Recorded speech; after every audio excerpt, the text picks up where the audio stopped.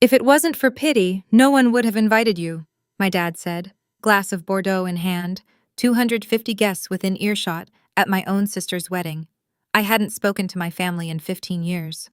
When Claire's invitation arrived, handwritten, tucked inside a plain envelope with no return address, I knew this wasn't just a wedding. It was a trial. What my father didn't know, what no one in that room knew, was that the bride was alive that day because of me. And before the night was over, I'd be saving another life at his table. Before I go on, please take a moment to like and subscribe, but only if you genuinely connect with this story. Drop your location and local time in the comments. I love knowing where you're listening from. My name is Evelyn Ouellette. I'm 37 years old, and I'm a Major General in the United States Air Force. Now let me take you back to a Saturday morning in October, the day I drove 3 hours to attend a wedding I almost didn't survive. The invitation sat on the passenger seat of my 12-year-old Ford, propped against a gas station coffee I'd picked up somewhere around Hartford. Claire's handwriting, small, careful, slanting slightly, left the way it always had. "Please come. I need you there." I drove with the windows cracked. October in Connecticut smells like wood smoke and dying leaves, and something about that particular combination took me straight back to the last time I stood on my father's porch. I was 22. My suitcase was on the steps before I was. He didn't throw it. He placed it there, deliberately, like a period at the end of a sentence. "You made your choice."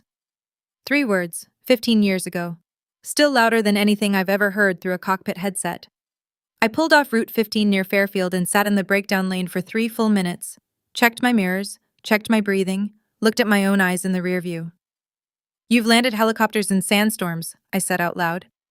"You can walk into a wedding." The GPS said 7 minutes to Greenfield Country Club. I could see it before I arrived. Stone pillars at the entrance, a marble fountain, ivy climbing the facade like it was apologizing for the building's excess. A valet in a black vest waved me toward the front circle.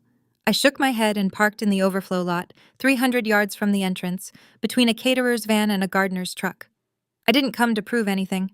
I came because my sister asked. The welcome board stood inside the lobby on a gilded easel. A framed photo collage, white matting, silver script. The Ouellette family, established 1988. Every member was there. My father, his wife, Claire, various cousins, everyone except me. The year they'd chosen, 1988, was the year I was born. And somehow, I'd still been edited out. To make sense of that welcome board, you'd need to go back to a kitchen table in Westport, Connecticut, 15 years earlier. I was 22. Fresh out of a kinesiology degree, holding an acceptance letter from Air Force Officer Training School like it was a winning lottery ticket. My father sat across from me at the breakfast bar of our 5-bedroom Tudor, the house he'd bought with 20 years of 16-hour days building Ouellette Insurance Group from a one-desk office in Bridgeport. "I built this company so my daughters would never have to struggle," he said. "And you want to fly helicopters?" I told him I wanted to save people, that I'd watched my mother spend 3 years in hospitals, and I'd promised myself I'd learn how to pull people out of the worst moments of their lives, that selling homeowners' policies in Fairfield County wasn't it for me. He took it personally. He took everything personally. My mother had died when I was 16. Cancer, the slow kind, the kind that lets you watch. My father married Margaret 2 years later. Margaret, who sat in the living room that morning and told Gerald, loud enough for me to hear, "Let her go. She'll come crawling back." She was wrong about that. My father changed the locks that afternoon, removed me from the family health insurance by the end of the week. Every photograph of me in that house disappeared within a month. I know because Claire told me, years later, in whispered phone calls Margaret didn't know about. I left with one suitcase, $1,100 in savings, and the clothes on my back. I didn't take a single thing from that house that I hadn't earned. From my old bedroom window on the second floor, Claire, 15 years old, still in braces, watched me go. She was crying. I could see her, and she could see me, and neither of us could do a thing about it. The cocktail hour was already underway when I stepped through the double doors. Crystal chandeliers, champagne towers, actual towers, the kind where the liquid cascades from glass to glass, string quartet playing Debussy in the corner, women in Armani and Diane von Furstenberg, men in custom suits that cost more than my first car. I'd bought my dress on sale, navy blue, simple cut, no label worth mentioning. It fit well. That was enough. Heads turned. Whispers carried the way whispers do in high-ceilinged rooms, bouncing off marble and landing exactly where they're aimed. That's Gerald's other daughter, the one who left. I thought wasn't there some kind of falling out? A woman I vaguely recognized from childhood offered a tight smile and moved on before I could place her name. A man with a club pin on his lapel nodded at me, then immediately angled his body towards someone else. My father's social orbit had clear gravitational rules, and I was outside it. I found him across the room, at table 1, naturally. Silver hair swept back, Brioni suit, laughing with a thick-necked man I didn't recognize. Margaret stood beside him in a red dress, pearl necklace resting against her collarbone, one hand on Gerald's arm like she was anchoring a flag to a pole. I remembered what Margaret once told our neighbor, Mrs. Foley, at a 4th of July cookout. Claire had repeated it to me in a midnight phone call. Evelyn couldn't handle the real world, so she ran away to play soldier. I took a glass of Pinot Noir from a passing tray and found my table. Table 22, last one, by the kitchen door. My place card didn't read Evelyn Willette. It read, Guest of the Bride. Table 1 had white roses and orchids. Table 22 had silk flowers, not even good silk. The bartender, a kid in his 20s with kind eyes, caught me standing alone and poured a generous glass. Whoever put you at table 22 doesn't know what they're missing, he said. I almost laughed. I heard her before I saw her, the rustle of tulle, the sharp click of heels moving faster than any bride should on her wedding day. You came. Claire's voice cracked on the second word. Oh God, you came. She hit me like a wave, arms around my neck, face buried in my shoulder, the scent of jasmine perfume and hairspray, and something underneath that was just Claire, the little girl who used to climb into my bed during thunderstorms. She was wearing Vera Wang off-the-shoulder cathedral train hand-sewn beading that caught the light like scattered stars. She was beautiful. She was also shaking. Dad doesn't know I sent the invitation, she whispered, pulling back just enough to look at me. Her eyes were the same green as our mother's. Margaret found out and tried to stop it. I told her I'd cancel the entire reception if she interfered. Claire, no, listen to me. She gripped both my hands. I have something planned tonight. Trust me. Just stay. No matter what Dad says, please stay. I searched her face for an explanation, but she gave me none. There was something behind her eyes, not anxiety exactly, something closer to resolve. David appeared beside her. The groom, tall, steady-looking, with the kind of quiet confidence that doesn't need a loud room. He extended his hand. Claire told me everything. He said, It's an honor, Evelyn. Everything. The word snagged on something in my chest. What exactly had Claire told him? She squeezed my hands one last time. You're the reason I'm standing here today, Ev. And tonight, everyone will know. Before I could ask what she meant, her maid of honor pulled her away for photos. I caught one last detail as she turned, the inside of her wedding band, where most brides engrave a date or initials. Claire's ring had a single word. Phoenix. It meant nothing to me then. It would mean everything by midnight. Gerald found me 17 minutes into cocktail hour. I'd been counting. He was holding a glass of something amber, bourbon probably, the Pappy Van Winkle he always favored at events. And he wasn't smiling. He crossed the room with the stride of a man who owns the building, even though he didn't. He just owned the people in it. No greeting, no handshake, no, it's been a long time. I didn't realize Claire's guest list included charity cases. I set my wine glass down on the nearest high top. Hello, Dad. You look well. You have some nerve showing up here. His voice dropped to a register meant only for me, but his eyes scanned the room to make sure we had an audience. If you embarrass this family tonight, I'll make sure Claire regrets inviting you. I'm here for Claire, not for you. His jaw tightened. I'd forgotten how much he hated being dismissed. Margaret materialized at his elbow. She had a gift for that, appearing at the exact moment Gerald needed reinforcement. She wore a smile the way a guard dog wears a bow. Oh, Evelyn, how unexpected. She pressed a hand to her chest. I told Gerald someone from the charity list must have gotten mixed up with the invitations. I let the line land without flinching. Years of flight training teach you that. When turbulence hits, you don't jerk the controls.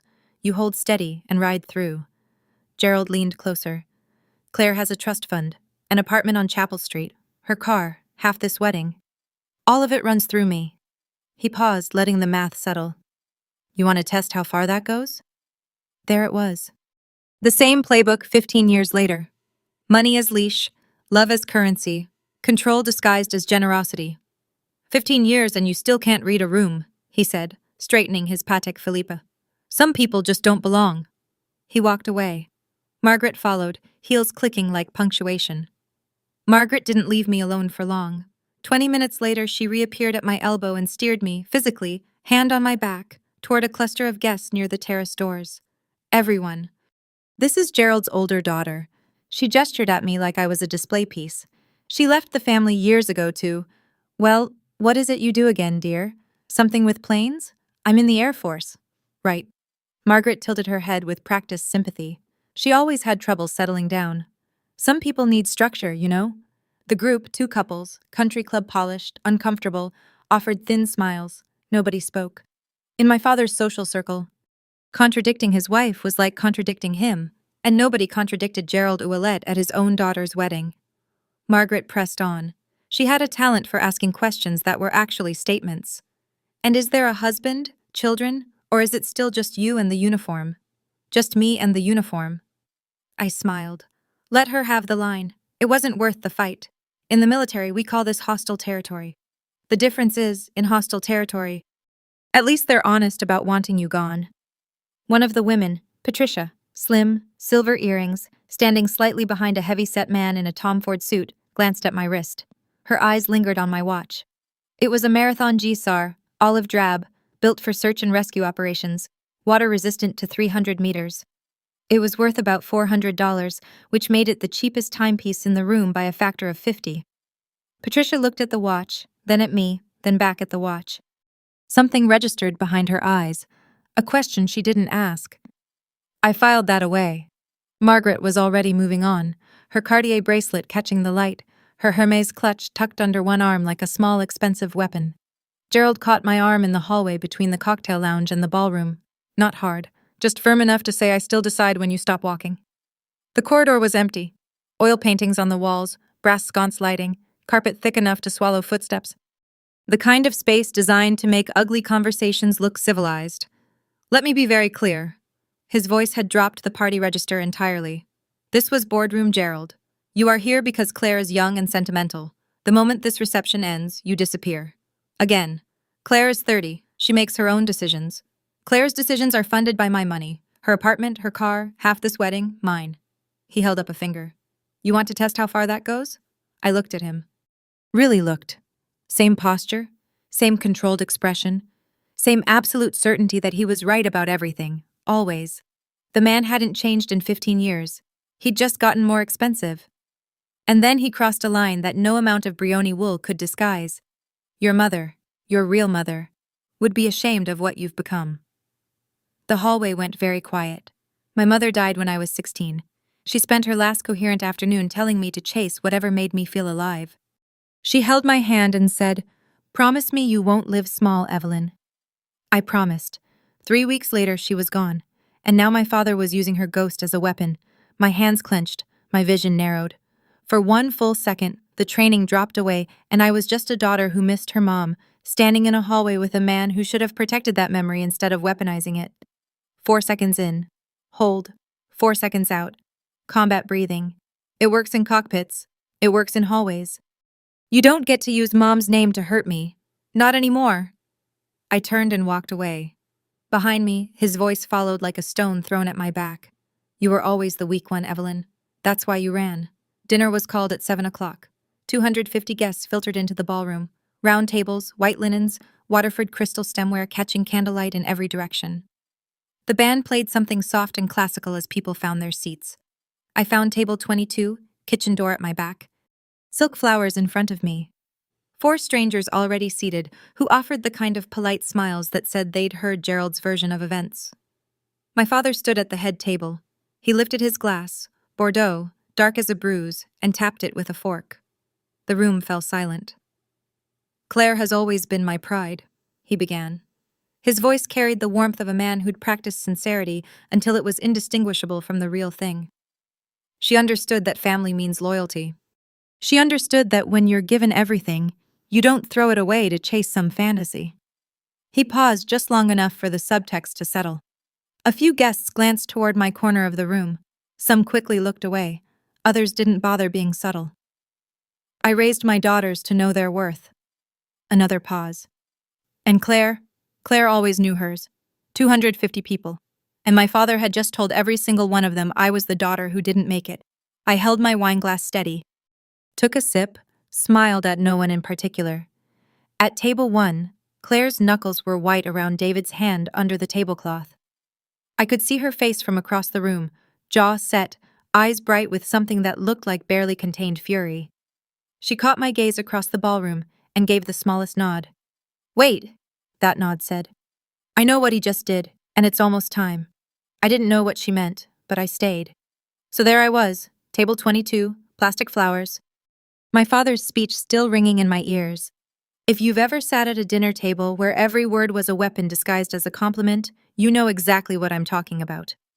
My father had 250 people believing I was the family failure. But here's the thing about being underestimated. People stop watching what you're capable of. And what happened next? Nobody saw it coming. If this story is hitting close to home, hit subscribe because we're just getting to the part that changed everything. Dinner was half finished when Margaret brought reinforcements. She crossed the ballroom with the thick-necked man I'd seen earlier, Richard Hale, I'd learn, Gerald's business partner, Margaret's older brother, the kind of man who measured his own importance by the square footage of his boat. "Richard, this is Evelyn." Margaret's hand rested on his arm. "Gerald's daughter who chose the military over the family business." Richard looked at me the way you'd look at a minor traffic accident. Briefly interesting. Ultimately someone else's problem. Scotch in one hand, the other tucked in the pocket of his Tom Ford suit. A Rolex day date caught the candlelight at his wrist. "Military, huh?" He took a sip. "Good for you. Someone has to do it. I just prefer people who can actually build something, not just follow orders." The other guests at table 22 developed a sudden fascination with their entrees. Richard wasn't finished. "What do they pay you, anyway? 80? 90 a year?" He swirled his scotch. "I spend that on my boat." "The pay is decent," I said. "The work is rewarding." Margaret's smile sharpened. "Rewarding? You mean like a participation trophy?" They laughed together, Margaret and Richard, a choreographed performance that had Gerald's fingerprints all over it. This wasn't spontaneous cruelty. It was a campaign. They were reinforcing the story my father had been telling for 15 years. Evelyn is the one who couldn't cut it. Evelyn is the cautionary tale. I looked down at my watch. The Marathon GSR, $400, built for rescue operations in conditions that would kill a Rolex in 12 minutes. Richard caught me looking. "Nice watch," he said. "Very practical." "No offense, sweetheart, but the real world doesn't run on salutes," he added, leaning back. "It runs on balance sheets." I took a sip of wine and said nothing. Some battles aren't worth fighting. Not yet. Gerald arrived at table 22 as if on cue. The three of them now stood around my chair like a tribunal. Gerald on my left, Margaret behind me, Richard across the table, leaning forward on his elbows. "I see you've met my business partner." Gerald clapped Richard's shoulder. "Richard, Evelyn here thinks flying helicopters is a career." "Hey," Richard shrugged. "At least she's not asking for money, right?" They laughed. I didn't. Patricia, Richard's wife, the woman who'd studied my watch during cocktails, sat 2 seats away.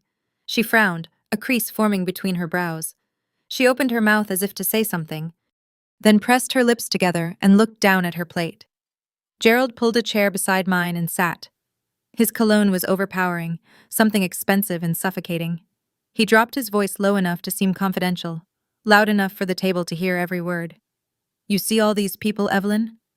Every one of them knows you're the daughter who abandoned her family, and you showing up doesn't change that." He straightened a cufflink. "It just proves you're still looking for something you'll never get." I held his gaze. "And what's that?" "My approval." The table went silent. Even Richard stopped drinking. My father wasn't wrong, not entirely. There was a 22-year-old girl still living somewhere inside my chest who wanted exactly that. Her father's hand on her shoulder, his voice saying, "I'm proud of you, Evelyn." She'd been waiting 15 years. She'd keep waiting. In rescue operations, the most dangerous moment isn't the storm. It's the second you let the storm decide for you. I set my wine glass down, looked my father in the eye, and said nothing. He waited for tears, for a raised voice, for the scene he could use to justify everything. I gave him silence. Silence unsettled Gerald more than any argument ever could. He couldn't let silence win. Gerald stood, pushed his chair back, and his voice climbed just enough, just past the boundary of private and into the range of 3 or 4 surrounding tables. If it wasn't for pity, no one would have invited you. The clink of silverware stopped. Conversations at nearby tables died mid-sentence. A waiter carrying a bread basket froze 3 steps from the kitchen door. At table 19, a woman put her hand over her mouth. At table 20, an older man in wire-frame glasses looked at Gerald and slowly shook his head. Margaret, standing behind me, didn't intervene. She touched Gerald's arm. The gesture of a woman who wanted to appear concerned while making sure the performance went on. Richard shifted his weight. "Gerald, come on," he murmured. But he didn't defend me. He just looked at his shoes. I lifted my wine glass, took a sip, and smiled. 15 years ago, those words would have broken me. I would have cried, grabbed my coat, driven home blinded by tears, and spent the next decade trying to convince myself it didn't matter. 15 years ago, I was 22 and terrified and alone. I wasn't 22 anymore. "Funny thing about pity," I said, just loud enough for our table. "The people who give it usually need it the most." Gerald stared at me. He'd expected tears. He'd expected surrender. My calm unnerved him more than anger would have. His mouth opened, closed, opened again. For the first time in 15 years, my father had nothing to say. I held his gaze, sipped my wine, let the moment land. From across the ballroom, I saw Claire rise from the head table. She leaned into David's ear. He nodded. She smoothed her dress, squared her shoulders, and began walking toward the stage, toward the microphone. My father had just delivered his closing argument. He didn't know the defense hadn't started yet. I excused myself before the entree plates were cleared. Nobody at table 22 protested. The ladies' room at Greenfield Country Club was nicer than most apartments I'd lived in during my 20s. Marble vanity, brass fixtures, hand towels folded into fans. A basket of Aesop products arranged like a still life. I locked the door, leaned against it, and looked at myself in the mirror. My eyes were red, dry, but red. 15 years of military discipline meant the tears didn't fall. They collected somewhere deeper, in a place I didn't visit unless I was alone and the door was locked. I looked at my hands. The right one carried a scar across the knuckles, a souvenir from pulling a crew chief out of a shattered fuselage in Bagram, Afghanistan, 6 years ago. Hydraulic metal had torn through my flight glove. I'd barely noticed until the medic pointed out I was bleeding. Those hands had saved people. Tonight, they were shaking. I thought about leaving. My keys were in my clutch. 30 steps to the parking lot. 3 hours back to my apartment near Patrick Space Force Base. I could be on I-95 before anyone noticed the empty chair at table 22. Why did I come? What did I think would happen? That he'd see me, 15 years older, and say I'm sorry? I thought about my officer training school graduation. I'd scanned the crowd 4 times, certain my father would be in the back row, that the anger had passed, that he'd show up the way fathers do. The seat stayed empty. Afterward, my drill instructor pinned the gold bar on my shoulder and said, "Your family's lost, Lieutenant. I've pulled soldiers from burning aircraft. I've landed in 0 visibility. But my father's voice in a banquet hall, that's the turbulence I've never trained for." My phone buzzed against the marble countertop. A text from Colonel Diane Webb, my commanding officer, my mentor, the woman who taught me to fly night missions over the Hindu Kush when I was 26 and still flinching at every shadow. "Heard you're at that wedding. Remember who you are, General. We're proud of you." I read it twice.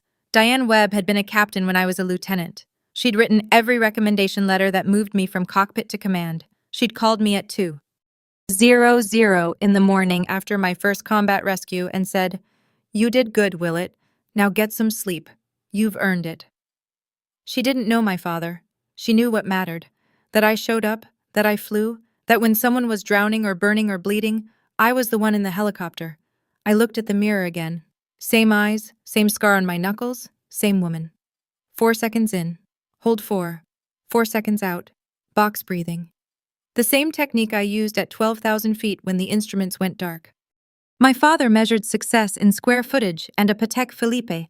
My success was measured in lives saved, 237 of them at last count. I straightened my hair, adjusted the neckline of my dress, washed the redness from my eyes with cold water. I am not the girl he kicked out 15 years ago. I am Major General Evelyn Willett, and I don't leave missions unfinished. I opened the door and walked back toward the ballroom. Not because my father might apologize, he wouldn't. Not because the evening might improve, it probably wouldn't. Because Claire asked me to stay. And in 15 years of service, I've never once abandoned someone who asked for my help. Gerald noticed my return. I could tell by the small, satisfied twitch at the corner of his mouth the expression of a man who believed he'd won. He whispered something to Margaret. She covered her smile with her wineglass. I imagined the narrative forming in real time. See, she went to the bathroom to cry. She's fragile. She always was. Let them think that. I sat down at table 22 and placed my napkin across my lap, with the kind of deliberate precision that comes from years of mess hall etiquette drilled into you by senior officers who believed civilized meals built civilized leaders. I picked up my fork, took a bite of the salmon. It was actually quite good. Something had shifted, and the people around me could feel it, even if they couldn't name it. I wasn't slumped. I wasn't avoiding eye contact. I was sitting the way I sit in a command briefing, spine straight, shoulders level, chin parallel to the ground. This wasn't etiquette. It was posture built by 15 years of standing in front of colonels and brigadier generals and senators who could end your career with a phone call. At the next table, an older man watched me. White hair, trimmed mustache, the kind of tan you get from years of outdoor work. He sat upright in a way that echoed my own. A posture civilians don't carry. He studied me for a long moment, then leaned toward the woman beside him. "Watch her, Dorothy." His voice was low but carried. That's Officer Baring and not low rank either. I didn't hear him say it. I wouldn't learn about Thomas Brennan until later, but something in his expression, when our eyes met briefly, a nod, slight and knowing, told me I wasn't entirely alone in this room. Not every ally announces themselves. Some just recognize the uniform even when you're not wearing it. Thomas Brennan waited until Gerald's group had migrated back to Table 1 before he approached. He was 68, maybe 70. Hard to tell with men who've spent decades on flight lines and runways. Broad-shouldered, deliberate movements, the kind of handshake that said he'd spent his career gripping throttles and saluting flags. "Thomas Brennan," he said, pulling out the empty chair beside me. "Retired Colonel, Air Mobility Command, 28 years. Evelyn Hewlett." He sat down, and his eyes went straight to my wrist. "That's a Marathon GSAR. It wasn't a question. Rescue wing?" I felt something loosen in my chest. The small, involuntary release of being recognized by someone who speaks your language. "You know your watch. It's Colonel. I know my people." He folded his hands on the table, the way officers do when they're choosing their next words carefully. "And whoever seated you at table 22 made a serious miscalculation. We talked for 4 minutes." He didn't ask my rank directly. That would have been forward, even by military standards. But I noticed the shift in his register midway through the conversation. He stopped calling me Ms. Hewlett. He started calling me ma'am. In the Air Force, that word carries weight. A retired colonel doesn't call you ma'am unless he believes you outrank him. He stood, extended his hand, firm grip, eye contact, 3-second hold, military handshake. The kind you give to someone who's earned the same calluses you have.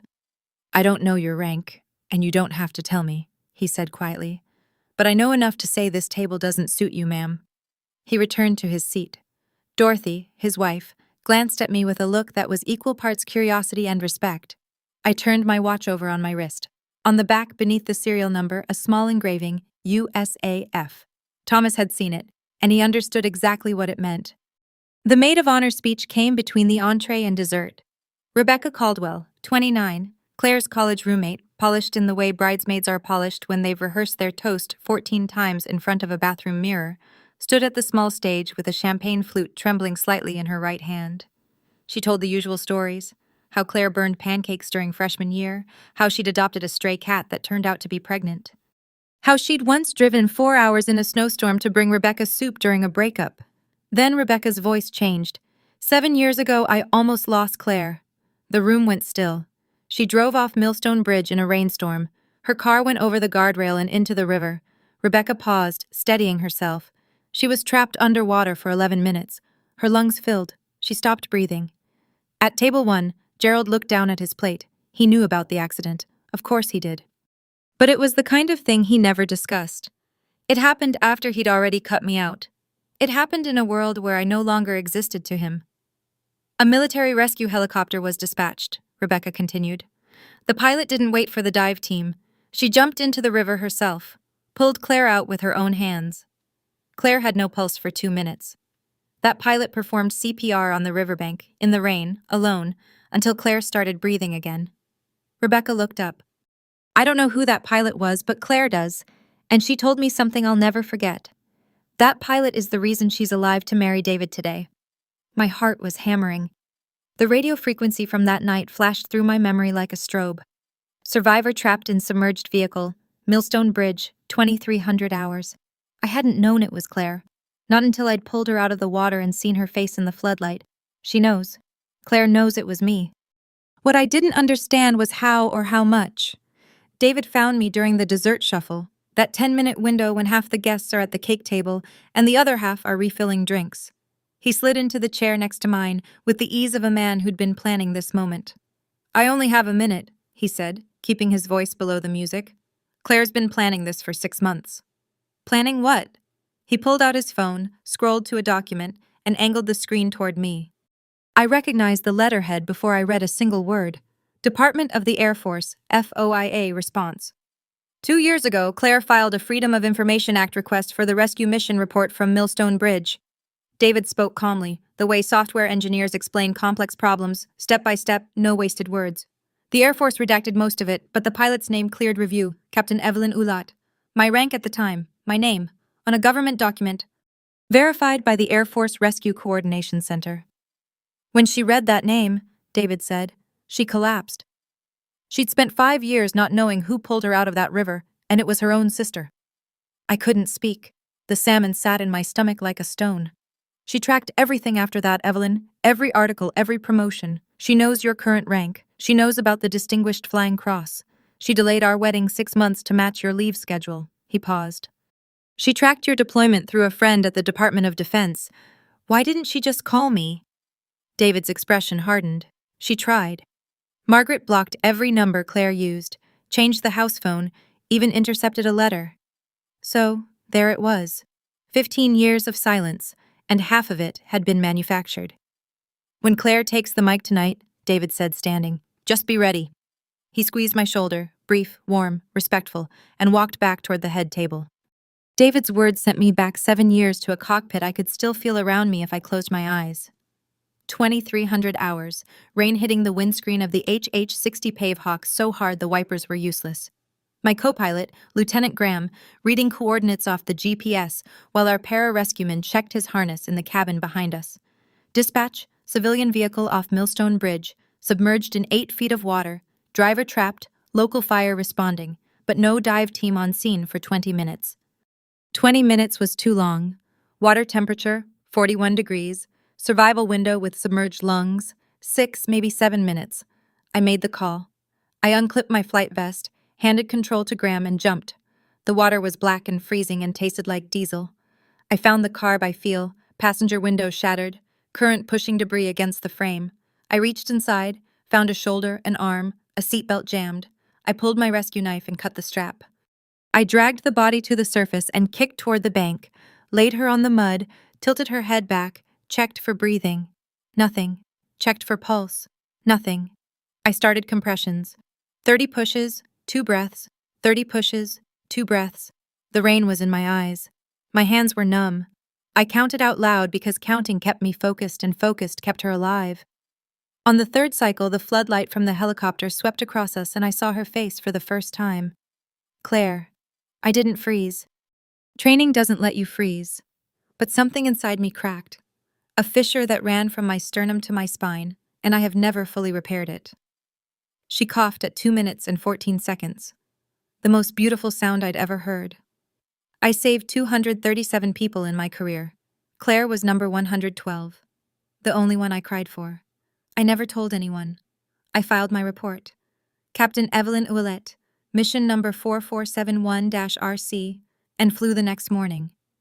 That's the job. You don't use rescues as leverage. You don't trade saved lives for family reconciliation, you just fly.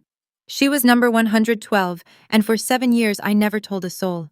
I kept flying, kept pulling strangers from wreckage, kept pretending that one rescue didn't rearrange something fundamental inside me. If you've ever done something extraordinary for someone who never knew, or someone who did know but couldn't say thank you, drop silent hero in the comments. Now. Back to that country club, because Claire had the microphone and she was about to blow the roof off my father's carefully constructed lie. The band stopped playing at 9:15. Claire stood on the small stage at the front of the ballroom, spotlight angling down on her Vera Wang like she'd been placed there by a cinematographer. The microphone trembled slightly in her hand, the only sign that the woman up there was terrified. "Before we cut the cake," she said, "I need to do something I should have done years ago." Gerald at table 1 straightened his tie and leaned back with the satisfied posture of a man expecting tribute. Margaret put a hand on his arm and beamed, their daughter, thanking her father in front of 250 guests, the natural order of things. "Most brides thank their parents for raising them," Claire continued. Her voice was steadier now, finding its footing. "I will thank my father, but not for the reasons he expects." Gerald's smile held, but something around his eyes shifted, a flicker of uncertainty he couldn't quite suppress. Claire looked out across the tables, searching. Her gaze swept past the champagne towers, past the centerpieces, past the clusters of guests with their coffee cups and cake forks, until she found me. Table 22, kitchen door at my back, silk flowers in front of me. "I want to honor someone who made this day possible," she said, eyes locked on mine. "Someone in this room who most of you don't know, someone my family tried to erase." A murmur rippled through the ballroom. Gerald's jaw tightened. Margaret's hand tightened on his arm. "Daddy, you taught me loyalty," Claire said, still looking at me. "But you taught my sister something more important. You taught her that some people are worth saving even when they don't save you back." Her voice broke on the last word. "I need to tell you about the night I almost died." The ballroom was so quiet I could hear the kitchen staff stop washing dishes behind me. 7 years ago," Claire said, "I drove off Millstone Bridge in a rainstorm. My car sank in the Connecticut River. I was trapped underwater for 11 minutes, my lungs filled with water. I stopped breathing." She wasn't reading from notes. She knew every word by heart. "A helicopter came, a military rescue helicopter, and the pilot, she didn't wait for the dive team." Claire's voice cracked, steadied, pressed on. She jumped into the river herself, into 41-degree water in the dark. She pulled me out with her own hands. At table 1, Gerald stared at his daughter. His face had gone very still, the expression of a man watching a building collapse in slow motion. "I had no pulse for 2 minutes," Claire said. "She performed CPR on the riverbank in the rain alone. She saved my life." 250 people held their breath.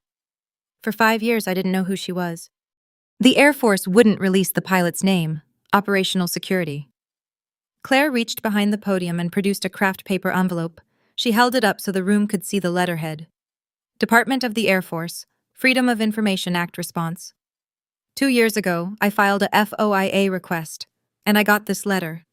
She opened the envelope, held the document at arm's length so the official seal was visible even from the back tables. The pilot's name was Captain Evelyn Ouellette. She looked at me. "My sister." The gasp moved through the room like a physical wave, table by table, breath by breath. A woman at table 8 covered her mouth. A man at table 14 gripped his wife's hand. Gerald stood perfectly still, mouth open, no sound coming out. Margaret's hand fell from his arm. "My father kicked out the woman who saved my life," Claire said, "and for 15 years, she never said a word about it." Claire wasn't finished. "After the rescue, Evelyn kept serving." Her voice had found something beyond steadiness now, a resonance that filled the room the way certain truths do when they've been held too long. She kept flying. She kept saving people. She looked down at a printed page. I could see the USAF seal from across the room, the blue and white letterhead of an official biography. Major General Evelyn Ouellette.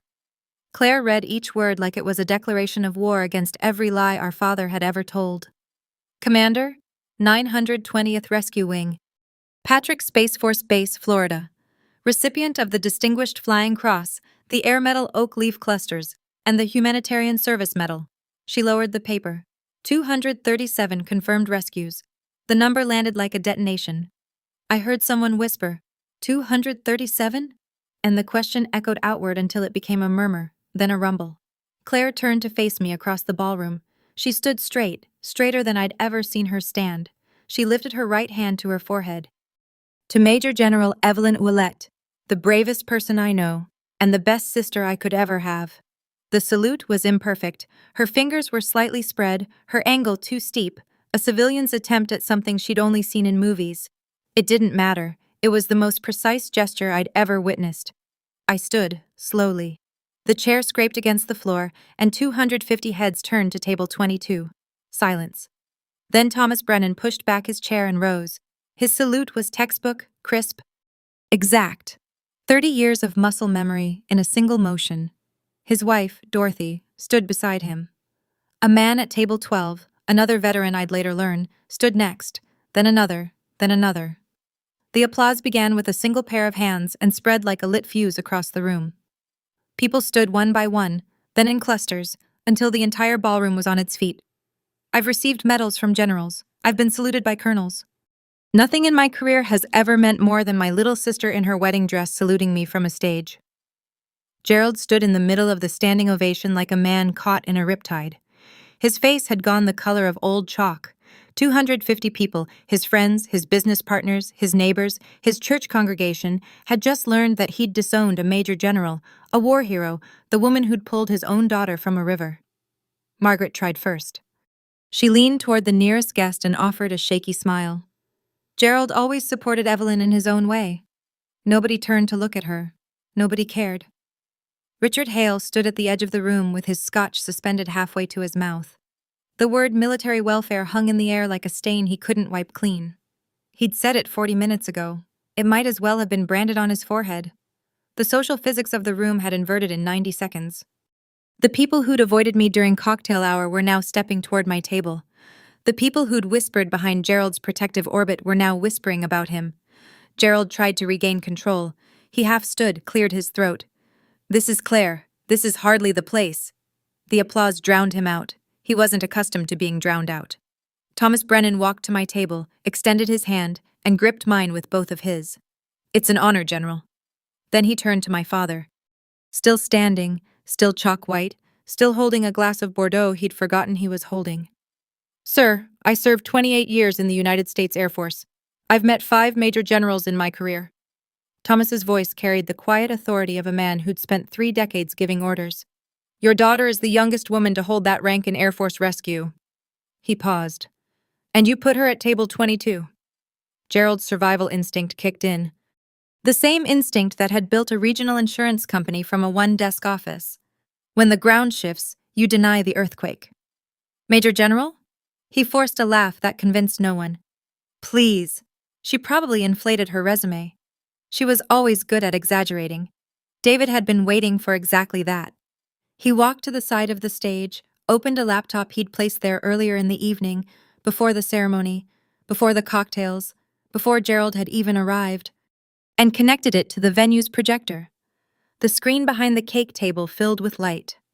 U.S. Air Force official biography, the USAF seal in the upper left, and a photograph. Me, in full dress uniform, 2 stars on each shoulder, standing in front of an HH-60 Pavehawk with the 920th Rescue Wing insignia painted on the tail.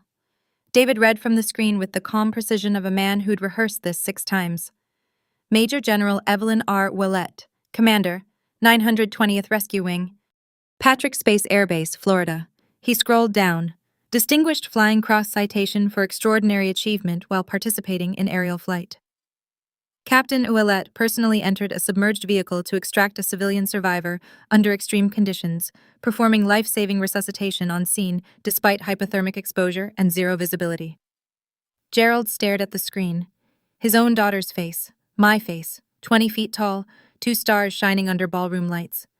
Margaret touched his arm. "Gerald, let's go." He pulled away from her. He didn't move. He just stared.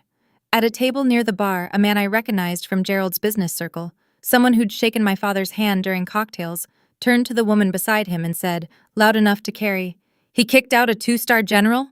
I wouldn't kick out a 2-star anything." Gerald had nothing left to say. The evidence was public record. It was on the screen. It was a fact. And my father had spent 15 years building his case on fiction. Fiction doesn't survive contact with a FOIA request. What happened next wasn't in anyone's plan. Richard Hale had been standing near table 1, gripping his scotch glass with both hands, face flushed from alcohol and humiliation. His jaw worked silently. Sweat beaded along his hairline. He tugged at his collar. Then he dropped the glass. It shattered on the marble floor. Waterford crystal, $200 in shards. And Richard's hand went to his chest.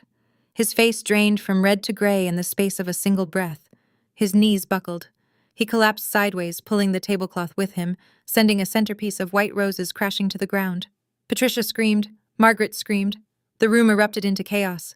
Chairs scraping, guests shouting, a waiter calling for the manager. I was already moving. I'd crossed 20 feet of ballroom floor before my conscious mind finished processing what my training had already identified. Male, 60s, acute onset chest clutch, loss of consciousness, collapse, probable cardiac arrest. I dropped to my knees beside Richard, tilted his head back, checked his airway, put 2 fingers on his carotid. Nothing. No pulse. No breath. Somebody call 911. Now. My voice came out in command register, not the voice of a wedding guest. Not the voice of Gerald's forgotten daughter. The voice of a woman who'd spent 15 years pulling people out of the worst moments of their lives. I positioned my hands, locked my elbows, started compressions. 1, 2, 3, 4. I counted aloud, hitting the sternum at 110 beats per minute. The textbook rate. The rate I'd drilled 1,000 times in advanced cardiac life support recertification. Is there an AED in this building? I called between compressions. A staff member in a black vest sprinted toward the lobby. 30 compressions, 2 breaths. 30 compressions, 2 breaths. The man who'd called me military welfare less than an hour ago had no pulse, and the only thing between him and death was a pair of military-trained hands. The AED arrived. I tore open the pads, placed them on his chest. Clear. Shock. His body jerked. The monitor beeped once, then flatlined. Still nothing. I didn't hesitate. 30 more compressions, 2 more breaths. The crowd had formed a wide circle, silent now. The panic replaced by the kind of helpless stillness that occurs when people realize they're watching someone die. I repositioned the AED pads, checked the rhythm on the monitor, ventricular fibrillation, shockable. Clear. I hit the button. Richard's chest rose and fell with the jolt. Beep, beep, beep. Sinus rhythm, weak but present. Richard coughed, a wet, ragged sound, and his eyelids fluttered. I rolled him onto his side, into recovery position, and placed my hand on his shoulder to keep him stable.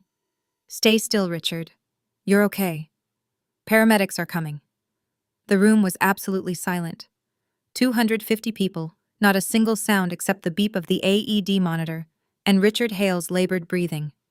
The paramedics arrived 6 minutes after the 911 call, 2 EMTs and a medic with a stretcher. They assessed Richard quickly, vitals stabilizing, consciousness returning. The lead paramedic looked at me, kneeling on the marble in a cocktail dress, hands still positioned for compressions. Whoever started CPR saved this man's life. Textbook response. He paused. Are you a medical professional? Advanced Cardiac Life Support Certified. Air Force Combat Medic Training. He nodded, the way professionals nod at other professionals.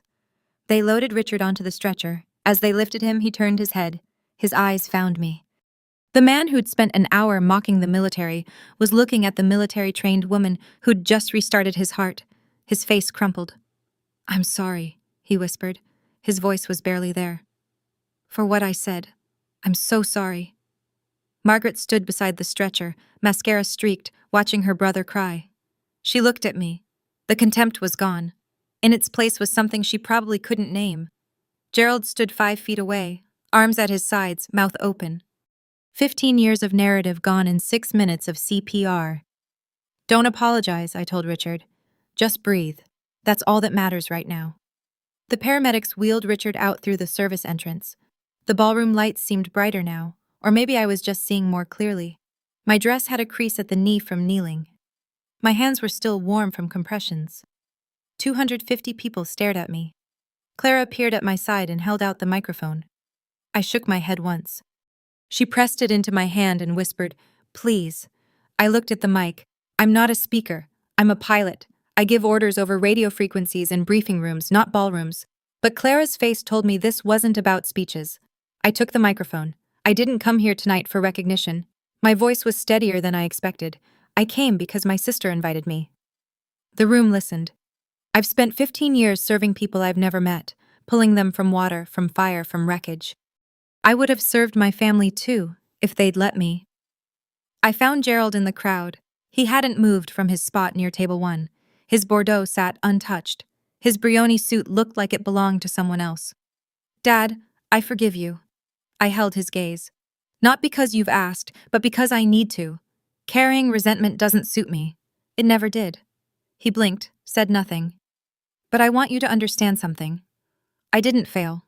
I chose differently, and that choice has saved 237 lives, including your daughter's. I set the microphone on the nearest table, didn't linger, didn't wait for a response. I don't need your approval to know my worth, I said, without the mic now, just my voice in a quiet room. But I do hope, for Claire's sake, that one day you'll learn to measure people by what they give, not what they owe you. The ovation was louder this time, longer. Gerald stood in the center of it, surrounded by applause, and didn't clap once. What happens when 250 people recalibrate at the same time isn't dramatic. It's quiet. It's a shift in foot traffic, the direction people drift when they're choosing who to talk to. They drifted toward table 22.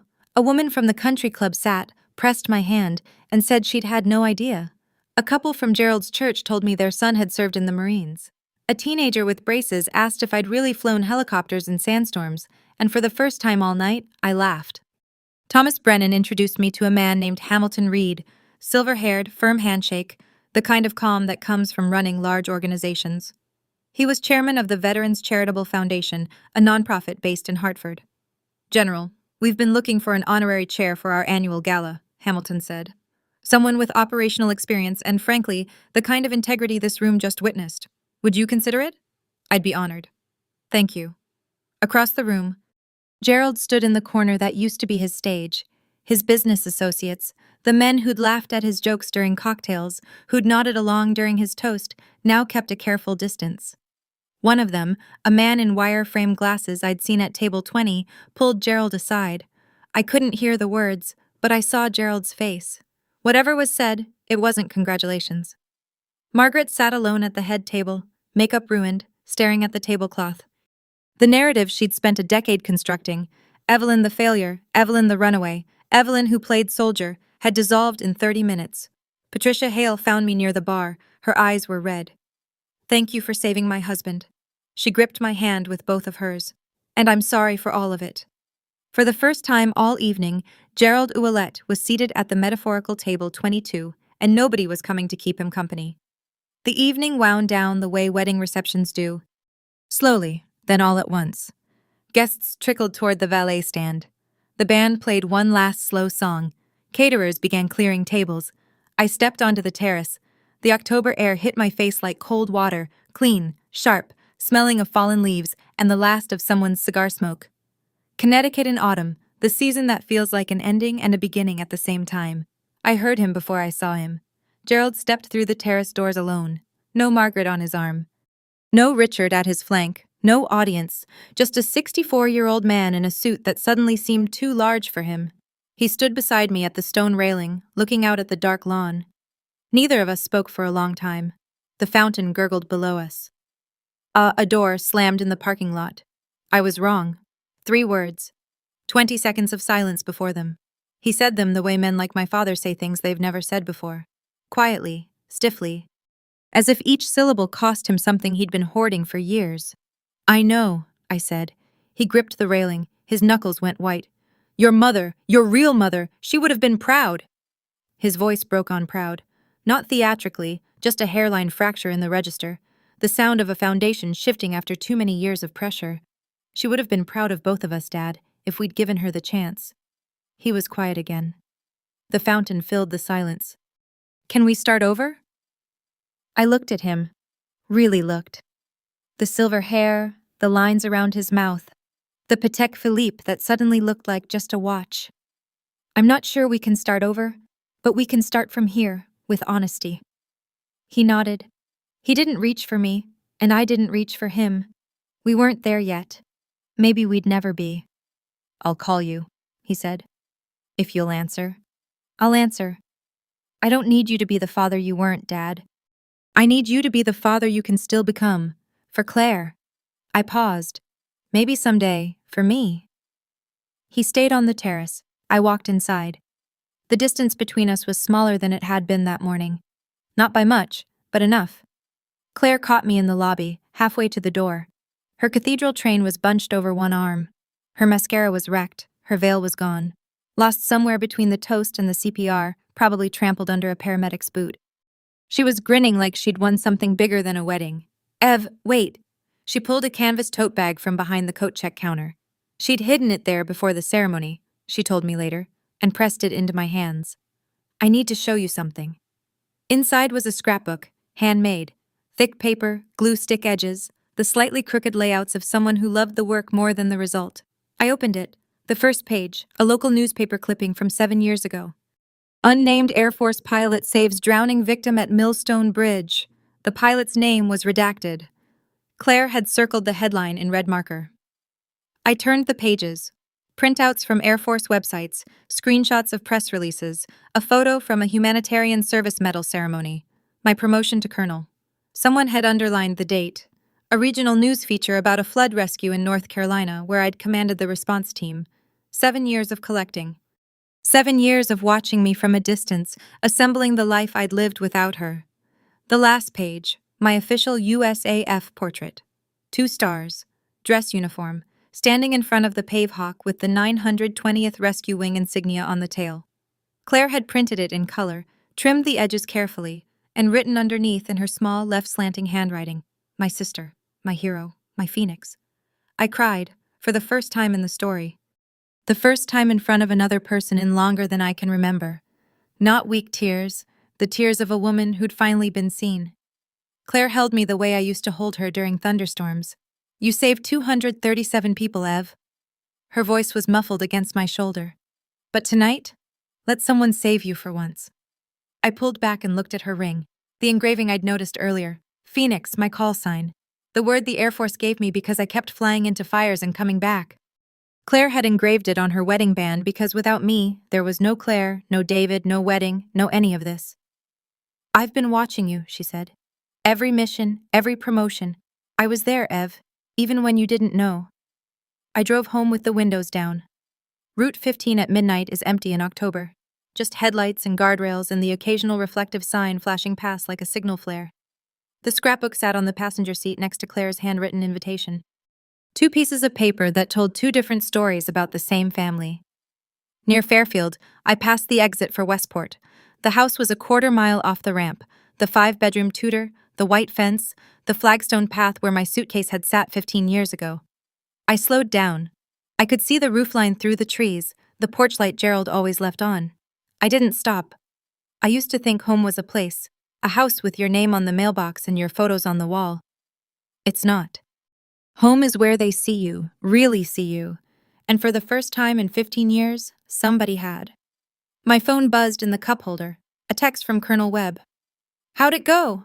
I typed back with one hand, eyes on the road. Mission accomplished. All personnel accounted for. A smile. My first real one all night. Not the polite one I'd worn at cocktail hour. Not the defiant one I'd aimed at Gerald during his toast. A real smile, small and private, the kind nobody needs to see. My father spent 15 years telling 250 people I was a failure. Tonight, 250 people watched me save a man's life on a dance floor. The truth doesn't need a microphone. It just needs time. I turned on the radio, something country, something gentle, something about going home. The Ford hummed along the highway. The Connecticut dark closed around me like a curtain, soft and final. I didn't look back. Some people measure success in Patek Philippe watches and Brioni suits. I measure mine in heartbeats. 238 now. 238 heartbeats. That's my number now. If this story made you feel something, if you've ever been the person at table 22 who turned out to be the strongest one in the room, I'd love to hear your story. Drop it in the comments, and if you haven't already, please subscribe and hit the bell. I release stories like this every week. There are more in the description below, including one about a woman who showed up to her ex's company gala with a very different kind of invitation. See you in the next one.